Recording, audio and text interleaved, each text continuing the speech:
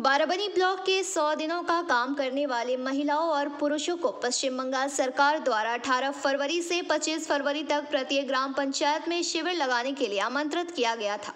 उन्हें इसकी जानकारी दी गई। 25 तारीख की शिविर के बाद 26 तारीख की रात को उनके बैंक खाते में पैसा आ गया है। बाराबनी प्रखंड के 8 ग्राम पंचायतों का कुल बकाया 93,88,521 रुपया था। अभी तक पश्चिम बंगाल सरकार से 93,65,947 रुपए आए हैं। पता चला है कि इनमें से 4 कर्मचारी मर चुके हैं।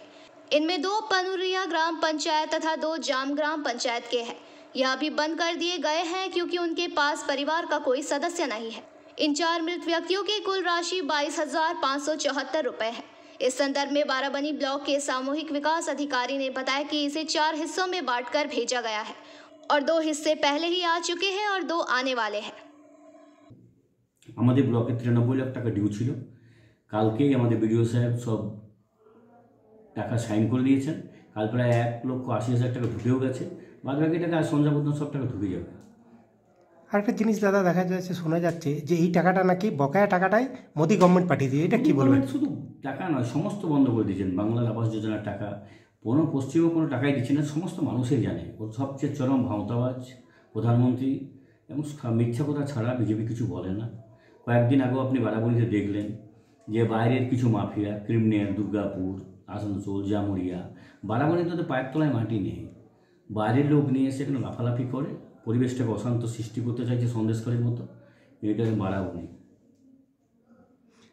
দাদা এইটার মধ্যে অনেকে খবর পাওয়া যাচ্ছে যারা বিরোধী করে তাদের নাকি টাকা ঢোকে না, এরকম কোনো খবর আছে আপনার কাছে? কারো টাকা দেখুন, এটা মুখ্যমন্ত্রী মমতা বন্দ্যোপাধ্যায়, উনি সিপিএম বলুন, বিজেপি বলুন, কারো টাকাই বাকি রাখেননি। সমস্ত মানুষের সার্ভে করে আমাদের আপনারা দেখেছেন, কয়েকদিন থেকে আমরা সহায়তা কেন্দ্র করেছিলাম।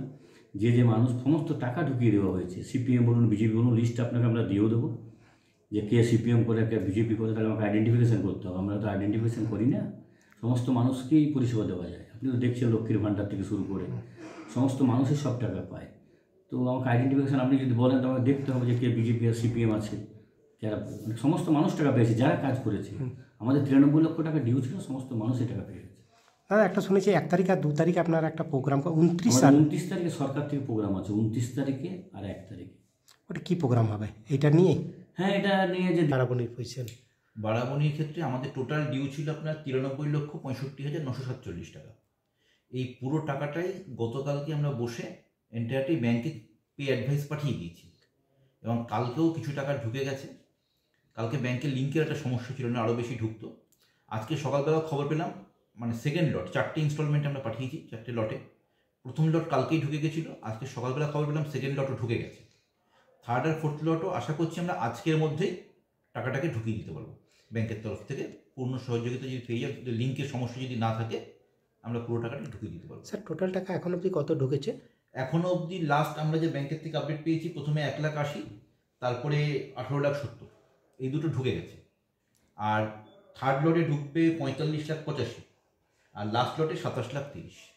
স্যার 4জন লোক মারা গেছে, 2টো জিপি, তো তাদেরটা কী হবে? মারা গেছে একাধিক মানুষ, বেশি মানুষ মারা, তাদের উত্তরাধিকারীদের আমরা দিয়ে দিচ্ছি। 4 জনে যেটা আপনি বলছেন, 2টো জিপিতে 4 জন আছে যাদের কোনো উত্তরাধিকারী নেই। ওটা সংশ্লিষ্ট প্রধানরা এনকোয়ারি করে দেখে লিখে জানিয়েও দিয়েছেন।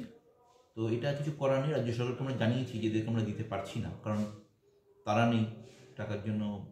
যাই হোক, মারা গেছেন, দুঃখজনক। স্যার কোন কোন জিপির ছিল এগুলো? এরা পানুরিয়া ছিল 2 জন, জামনাম 2 জন। बीजू मंडल की रिपोर्ट, PBTV न्यूज़।